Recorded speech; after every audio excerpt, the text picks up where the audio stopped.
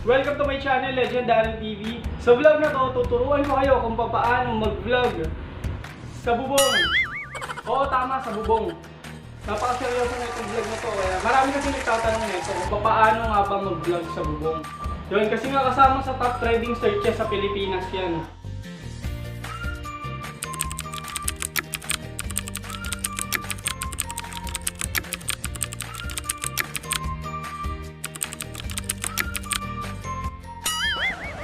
Naniniwala ba kayo doon? Hindi. Ako din eh. Ewan ko ba? Pero di nga, nagkakagulo talaga sila. Gusto talaga nila malaman eh. Basta nandito tayo ngayon para mag-vlog sa bubong. Bahala na tayo doon. At bago tayo pumunta sa bubong, gusto ko muna magpasalamat sa mga sumuporta sa first video na ginawa ko. Maraming salamat sa inyo. Sa mga hindi pa nakapanood, lalagay ko sa baba sa description yung link.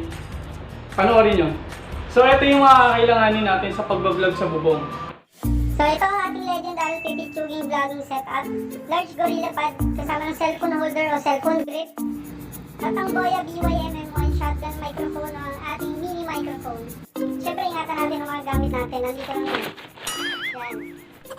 Monopod ang ating selfie stick. Siyempre kailangan niya notebook. Samahan mo ng konting ballpen. Yan, di kasama yan. So yun nga, huwag na natin patagalin pa. Umakyat na tayo sa bubong. Yun, so nandito na nga tayo sa bubong. Ayan.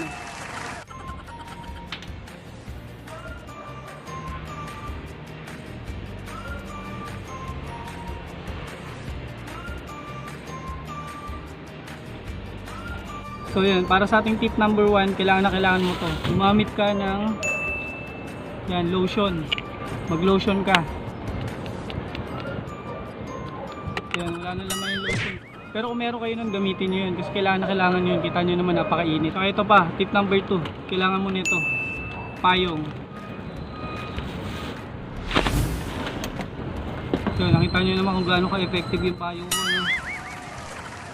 Na wala rin silbi. Kaya kung meron kayo mas dark nito, mas maayos nito, mas maganda. So yan, kasi kailangan ko lang may pakita kung paano nga tayo mag-vlog dito. So kanina nakita nyo na may notebook. Yung notebook napaka-importante niya sa pag-vlog bukod sa cellphone kasi diyan mo isusulat yung mga ideas mo kasi yung ideas mo dumarating lang yan eh, basta-basta eh.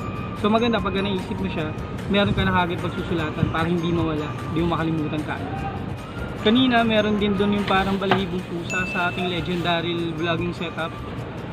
So ito yon. So itong gamit na ito, mic to mic. So nafi-filter niya yung mga sounds, yung mga hindi natin kailangan sa pag-record ng video. So yung hangin, nabablock niya. Ito yung gamit niya. Ewan ko kung anong tawag dito, pero gagawa ako ng vlog tungkol sa legendary setup natin. So siya nga pala, kung nandito ka talaga para, dahil nakita mo na yung title paano mag-vlog sa bubong at interesado ka talaga, ito lang masasabi ko sa'yo ha. Last din ang tama mo eh. Siguro iniwan ka rin ng jowa mo. Wala ka rin magawa eh. Tsaka tip din para sa pagbablog sa bubong. Siyempre dapat may bubong kayo. Kasi hindi to effective pag naka-rooftop kayo. Siyempre wala kayong bubong eh. Ito pa. Dapat sa bubong nyo, huwag sa bubong ng kapitbahay. Tsaka huwag ka rin magbablog sa bubong ng gabi. Baka mapagkamala ka magnanakaw. Ayun, so mainit nga lang. So tiis-tiis lang muna tayo kasi gusto natin panindigan tong kalokohan na to.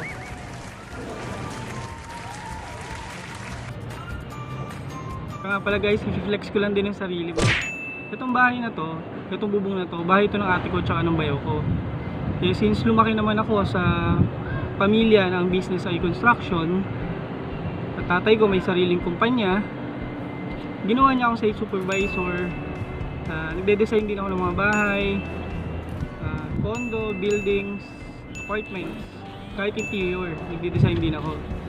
Tsaka nagpo-portrait din ako. Kaya nag-decide kami dalawa ng utol kong lalaki na gawin namin second floor to at renovate yung bahay. Take note ha, dalawa lang kaming gumawa nito.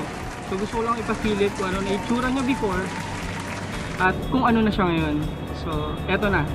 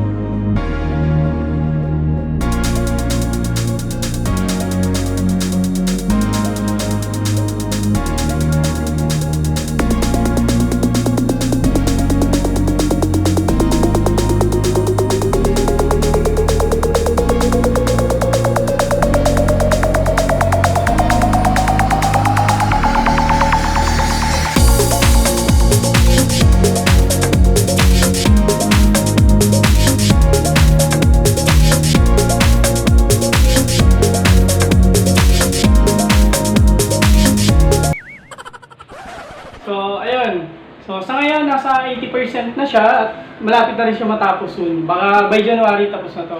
At inuunti-unti lang din naman namin siya kung wala kaming ginagawa. Yung isang unit kasi dito ay nasa gitna itong ginagamit ko ngayon. Dito kasi ako titira, kinuha ko itong unit na to. Para bumukod na rin. O kasi sa baba lang ako nakatira dati eh. Magpapakalayo-layo lang ako, dito na ako sa taas. Iba rin kami mag-trip eh. Pag wala akong magawa, gumagawa kami ng bahay. Next time, baka next year, pag wala ulit kami magawa, baka gumawa kami tulay. Kaya nabangan nyo yan. So hanggang dito na lang, hindi ko na papatagalin. Alam ko excited na rin naman kayo mag-vlog sa bubong eh. Kaya mag-ingat lang ah. So thank you rin pala sa tropa ko dyan, Master Kiko, para sa t-shirt. Kung gusto nyo i-check yung mga ganitong damit, meron dun sa baba sa description, lalagay ko yung link ng online shop niya. Salamat! Kung nagustuhan niyo yung video na to, paki-like na lang at saka subscribe na lang sa mga hindi pa nakasubscribe. So maraming salamat, be positive, God bless. Anya, sabihin mo subscribe.